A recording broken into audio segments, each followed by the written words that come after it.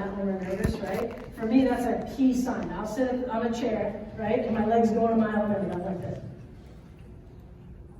Right? I play with my hair incessantly.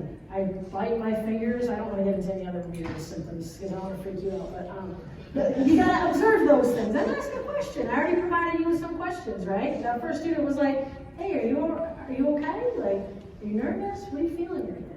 And then eventually he became aware of what he was doing, and he could find other ways to deal with that stuff, right? Ask and then help implement a strategy. Well, maybe try doing this, right? I had one student who picked a lot.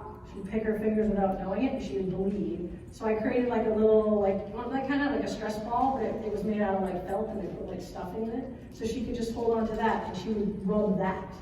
And it was discreet. She'd have it in her hand, she'd put it in her pocket. No one knew she had it, so she just had that, right? And that was something that we implemented after I observed her doing that, and I asked a question, we implemented it. Show them the way. So before I said, if a student needs to go talk to a teacher and they're too nervous to do it, go with them.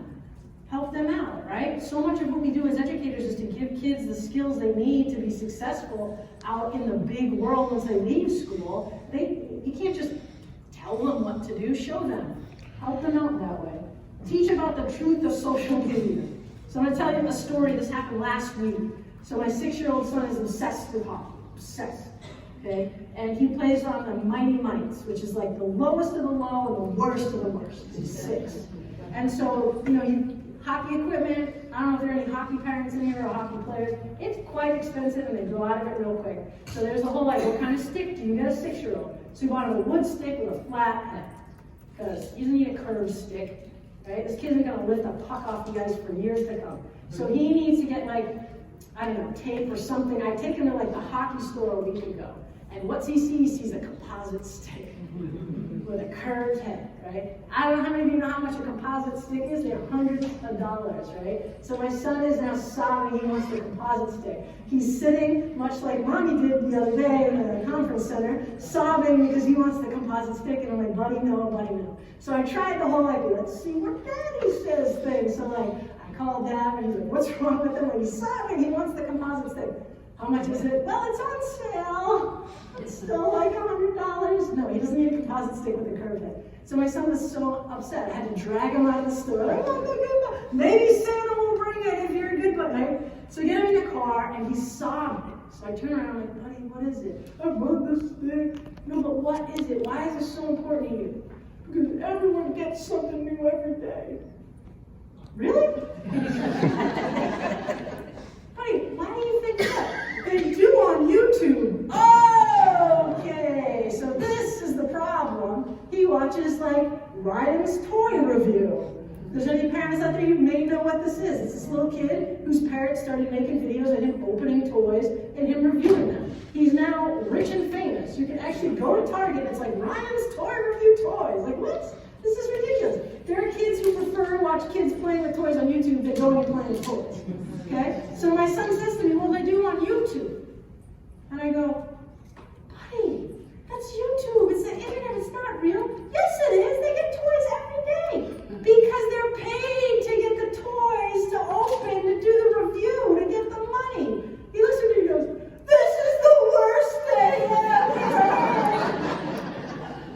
Right? And I'm like, it's the way it is, buddy. That's how the world works. That not everybody gets something every day. So I had to teach him that truth, that for him is real. Now, granted, he's only 6, but that's how adolescents and young kids think. They think what they see on the internet and on social media is reality. It's not. You see a picture of someone with a selfie, they're all smiling, right? They're in front of whatever the case may be, and you're like, look at what they have. You have no idea if they got into a fight with someone earlier in the day. You have no idea if they were throwing up the night before. You have no idea. There's a story there that's not told with that one picture. Know what your why is. Okay? If you don't know why you're doing what you're doing, kids aren't going to put their trust in you. You're controlling that classroom. They need to trust you. Because remember, they want the control. They can't trust someone if they don't know why you're doing that. Do you ever deal with a student who's like, yeah, that teacher hates kids? Right? The kids read that. They're never going to trust that teacher. They don't want to go to that teacher's class. They don't like that teacher. They're not comfortable in that room. You need to know your why, and you need to communicate that to kids.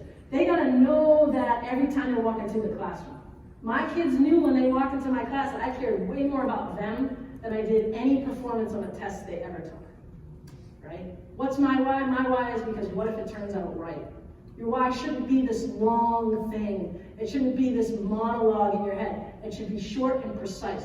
Why do you do what you do? Let your kids know that. Encourage self-advocacy. We went over this one already, right? Effort over labels. We went over this one too. Stop telling kids, oh, you're so smart. You're great at math. Tell them that you're working so hard. Keep it up.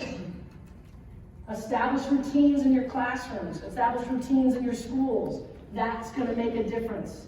It's going to help kids feel comfortable. It's going to help kids feel safe. Create a community. One of the hardest things for me when I transitioned from a classroom teacher to an administrator was losing the community of the classroom. It wasn't just like the one-on-one interactions with kids, it was the community that I had created.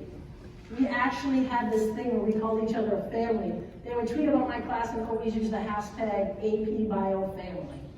Those kids that I interviewed, those are all previous students of mine. I sent them a list of questions. I said, hey guys, I'm making this presentation. Would you mind answering these questions for me? Sure. I said, but you got to video yourself doing it. Right? So that's why some of them sounded like they had written them out and they were reading what the responses were. I could never have done that if I didn't create community. Right? To be able to go back to my students and say, I knew you suffered from anxiety. We talked about it. Are you willing to put yourself on the screen in front of people you don't know and talk about it? Absolutely. You have to create that. Teaching is all about building relationships. The last thing, authenticity matters. You need to be authentic. I taught for 15 years in the classroom. That conversation I had with the student that led to the nonprofit organization I now run happened in my 13th year of teaching. It opened so many doors for me. It took 13 years for me to realize that if I was myself in the classroom, that I was going to impact kids for generations. It was a hard decision for me to make the move outside of the classroom into administration. But the reason I chose to do it is because if we can get educators to understand that if they are just themselves, if they're real, if they show kids they get that life sometimes gets in the way, those kids are going to go on to greatness. Be honest with your kids. Be humble. Be a human. Right? Like I would say to my kids, hey, miss, did you grade that test yet? No. Why not? Well, because I got home last night and I was like, you know what I need? I need some dance moms. And that's what I watched. So I didn't grade your test. So I got a 10. I promise. This wasn't like, oh, I'll do it. You'll have it on Monday. I would never say that because it's not honest. I'm not going to have it on Monday. Right? And the other thing I would do too is like, I would be easy with my deadlines. Because I always have kids be like, oh, I don't like that teacher. Why? Because she always gives a hard deadline. Paper had to be due Monday, but I've never gotten my test back. Why do I have a deadline and they don't? Right? Like, be honest with them. If you show them you've got a life that gets in the way, then they're going to be like, okay, it's all right that I didn't get to this. Be an advocate, be a role model to them, right? Show them that you've had struggles and you've gotten through them. You need to try to normalize what they're feeling so that they can get past it. It's not an individual fight. They feel like it is. I fought it individually for probably 35 years until I finally got the right medication, the right doctors, and then it was like, wow, if I talk about it, it gives you more strength.